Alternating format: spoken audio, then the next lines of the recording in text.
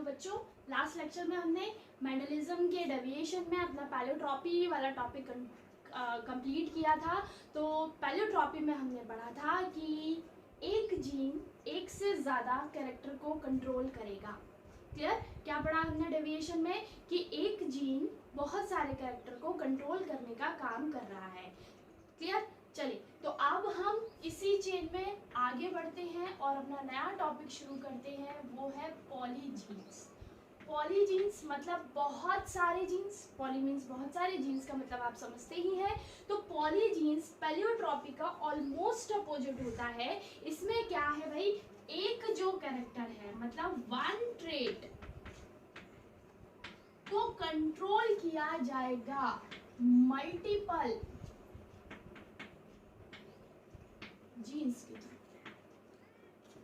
याद कीजिए, पैलियोट्रॉपी में क्या हो रहा था, multiple characters, multiple traits are controlled by one gene. लेकिन इसमें क्या हो रहा है, वन ट्रेट, एक ही कैरेक्टर है जो बहुत सारे जीन्स कंट्रोल कर रहे हैं। मतलब बहुत सारे जीन मिलकर आपस में मिलकर एक कैरेक्टर को कंट्रोल करने का काम कर रहे हैं। इसका एक बड़ा अच्छा एग्जाम्पल है हमारा स्किन कलर। ह्यूमंस का स्किन कलर, ठीक है भाई। ह्यूमन का स्किन कलर जो है वो तीन जीन जो है वो आपस में मिलकर जो है स्किन कलर को डिसाइड करते हैं। ठीक, तो ए, बी और सी, ये तीन जीन्स मिलकर ह्यूमन के कलर को डिसाइड करते हैं कि स्किन का टोन कैसा होना चाहिए, डार्क होना चाहिए, लाइट होना चाहिए या व्हीटिश कलर होना चाहिए, जो कि हमारा इंडियंस का होता है। तो ये सब मतलब बहुत सारे जीन्स आपस में मिलकर एक कैरेक्टर को क्या कर रहे हैं, कंट्रोल कर रहे हैं। इसी को कहा जाता है पॉलीजीन्स। क्लियर? तो पॉलीजीन्स कंप्लीट होता है। अब इसी के साथ, इसी से थोड़ा बहुत मिलता जुलता हम अपना अगला टॉपिक शुरू करते हैं, वो है हमारा पॉलीजेनिक इनहेरिटेंस। Polygenic inheritance. ठीक है भाई, हमने क्या पढ़ लिया, हमने पढ़ लिया कि एक कैरेक्टर को बहुत सारे जीन कंट्रोल करेंगे। हमने ये भी पढ़ लिया कि बहुत सारे कैरेक्टर एक जीन कंट्रोल कर सकता है। ठीक, मतलब दोनों चीजें, पैलियोट्रॉपी और पॉलीजीन्स दोनों ही हमने बात कर ली है। अब कई बार ऐसा भी होता है कि number of characters, number of genes, number of dominant genes, number of recessive gene, ये आपस में मिलकर डिसाइड करते हैं कि आगे मतलब जो भी कैरेक्टर है उसकी कितनी क्वांटिटी होगी। क्लियर? जैसे हम बात करते हैं, हमारे पास एक जीन है सी। अगर ये कंप्लीटली डोमिनेंट है, ठीक, ये सी जीन जो है वो एक एंजाइम प्रोड्यूस कर रहा है। अगर ये डोमिनेंट है तो एंजाइम की क्वांटिटी कैसी होगी, बहुत ज्यादा होगी। अगर ये रिसेसिव है, स्मॉल सी, अगर ये रिसेसिव है तो एंजाइम की क्वांटिटी कैसी होगी, बहुत ज्यादा कम होगी। और अगर एक कैपिटल मतलब एक डोमिनेंट है और एक रिसेसिव है तो एंजाइम की क्वांटिटी कैसी होगी, कैसी होगी भाई, मीडियम होगी, ना बहुत ज्यादा और ना ही बहुत कम होगी। क्लियर? तो क्या हुआ भाई, यहाँ पर जो हमारा अलील है उस अलील के नंबर ऑफ अलील पर डिपेंड किया कि कितनी क्वांटिटी में एंजाइम बनेगा। मतलब जो भी वो कैरेक्टर, जो भी वो जीन जिस भी कैरेक्टर को कंट्रोल कर रहा है उसके नंबर पर भी डिपेंड करता है कि वो चीज कितनी क्वांटिटी में बॉडी के अंदर होगी। तो उसका बड़ा अच्छा एग्जाम्पल है, वही एग्जाम्पल है हमारा जो हमने लास्ट पॉलीजीन्स में लिया था, स्किन का कलर। ठीक है, हमने बात की थी कि स्किन के कलर को डिसाइड करने वाले होते हैं तीन जीन। स्किन के कलर को डिसाइड करने वाले कितने हैं भाई, तीन जीन हैं, ए, बी और सी। डन? चलिए, अब हम देखते हैं कि इसके अगर ये भाई, ये तो हमने जीन लिखे हैं, इनके अलीलिक फॉर्म भी जरूर होंगे। तो अलीलिक फॉर्म कितने हो गए, 6 होंगे टोटल। टोटल कितने होंगे 6, और ये 6 ही नंबर ऑफ 6 अलील डिसाइड करेंगे कि स्किन का कलर कैसा होगा, या एकदम सफेद होगा, या एकदम ब्लैक होगा, या फिर ना ही बहुत ज्यादा काला ना ही बहुत ज्यादा गोरा। मतलब ये चीज डिसाइड करते हैं नंबर ऑफ जीन्स, कि कितने नंबर ऑफ जीन्स डोमिनेंट है और कितने नंबर ऑफ जीन्स रेसेसिव है, वही डिसाइड करते हैं। आप लोगों ने नॉर्मली भी देखा होगा किसी की स्किन का टोन बहुत ज्यादा ब्राइट, मतलब बहुत ज्यादा वाइट होता है, किसी का कलर जो है वो डार्क होता है, तो वो कैसे डिसाइड होता है कि कलर कैसा होगा। हम एक एवरेज फॉर्म में लेकर चलते हैं कि भाई जो इंडियंस हैं उनका कलर जो है वो व्हीटिश होता है, अफ्रीकन साइड जाते हैं तो वहाँ हमें ब्लैक कलर दिखता है। लेकिन क्या इंडियंस में सबका कलर व्हीटिश है? क्या कुछ का कलर आपको व्हाइट नहीं नजर आता है? क्या कुछ का कलर आपको ब्राइट थोड़ा सा मतलब व्हीटिश से और थोड़ा सा ब्राइट दिखाई देता है?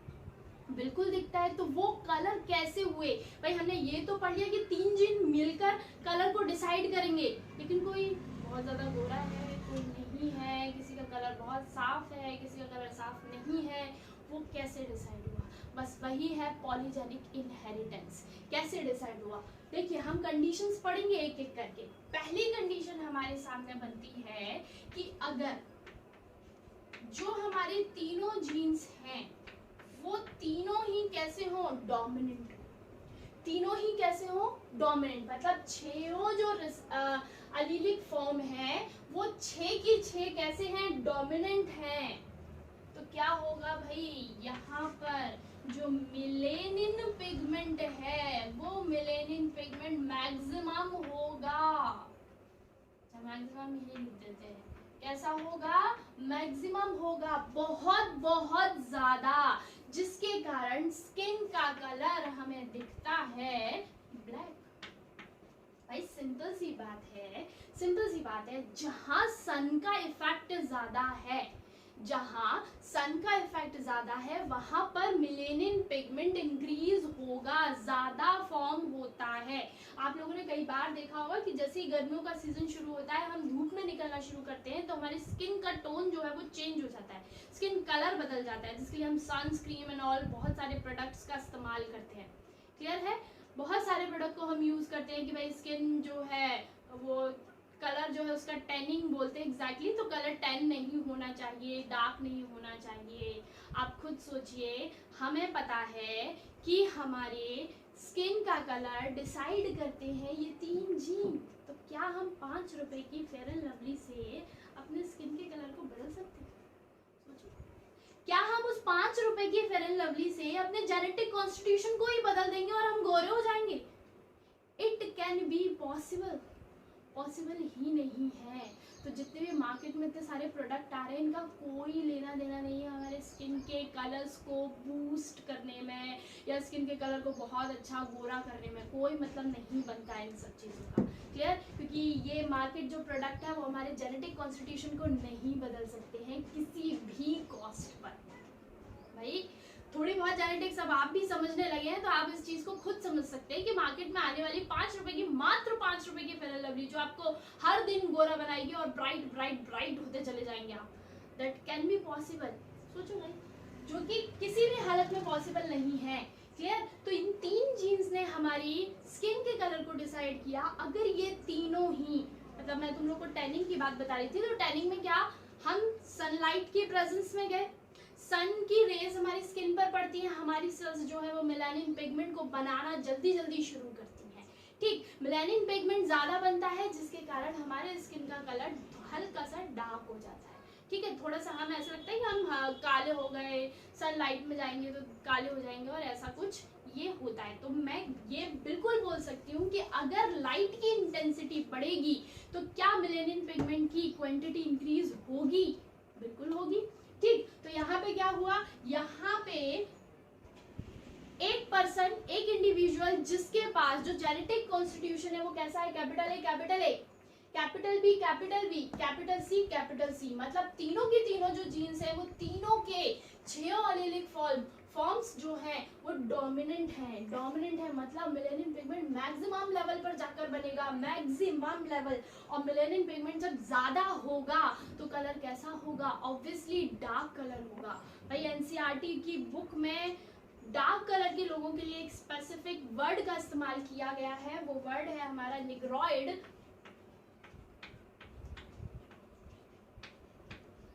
ठीक है, उन्हें कहा जाता है निग्रॉइड कहा जाता है। समझ में आई बात? भाई बुक है, मानना पड़ेगा, लेकिन अकॉर्डिंग टू मी स्किन के कलर से हम किसी को किसी एक ग्रुप में नहीं रख सकते हैं और ना ही रखना चाहिए। क्लियर? चलिए, लेकिन हम भाई हमारी एनसीईआरटी सब कुछ है तो उसे हमें पढ़ना ही पड़ेगा। अकॉर्डिंग टू बुक ये कैसे हैं? निग्रॉइड्स हैं। तो क्या हुआ, अगर किसी इंडिविजुअल में तीनों जीन्स कंप्लीटली डोमिनेंट होंगे तो कलर कैसा होगा? ब्लैक होगा। क्यों होगा कलर ब्लैक? क्योंकि जो मेलेनिन पिगमेंट है वो मैक्सिमम लेवल पर जाकर फॉर्म होगा। क्लियर है? चलिए, अब हम इसके सेकंड फॉर्म की बात करते हैं। सेकंड फॉर्म हमारा क्या कहता है कि भाई जब छह डोमिनेंट है तो क्या छह रिसेसिव नहीं हो सकते हैं? बिल्कुल हो सकते हैं। चलिए भाई, छह को रिसेसिव बनाते हैं हम, स्मॉल ए, स्मॉल बी, स्मॉल सी। तो जो बाकी के छह थे, मतलब ये जो छह थे, उसका दूसरा फॉर्म कहता है कि सारे के सारे कैसे हो चुके हैं? रिसेसिव हो गए। तो मेलानिन पिगमेंट कैसा बनेगा? जो पिगमेंट का फॉर्मेशन होगा वो कैसा होगा? मिनिमम होगा या नहीं होगा? या फिर हम ये भी कह सकते हैं कि ना भी हो। क्लियर है? मिनिमम लेवल पर जाकर जो है पिगमेंट फॉर्म होगा और कलर कैसा हो जाएगा? वाइट। जिन लोगों में बिल्कुल भी मेलानिन पिगमेंट नहीं होता है उनका स्किन कलर होता है वाइट और उन्हें कहा जाता है एल्बिनो। क्या कहा जाता है? एल्बिनो। उनके हेयर्स का कलर भी डिफरेंट होता है, आईलैशेस का कलर भी वाइट ही होगा, जो आईब्रोज होते हैं इनका कलर भी वाइट होता है। आप लोगों ने देखा होगा बिल्कुल सफेद होते हैं ये लोग, बिल्कुल वाइट, क्योंकि मेलानिन पिगमेंट इनकी बॉडी में फॉर्म नहीं हो रहा होता है। ठीक है, तो ये तो हमने दो केसेस की बात की। क्या किसकी बात की? अगर 6 के 6 डोमिनेंट है तो निग्रॉइड होगा, अगर 6 के 6 हमारे रिसेसिव हैं तो एल्बिनो बनेगा। ठीक है, चलिए अब हम आगे बढ़ते हैं। अब और केसेस के बारे में बात करते हैं। अगर कंडीशन हो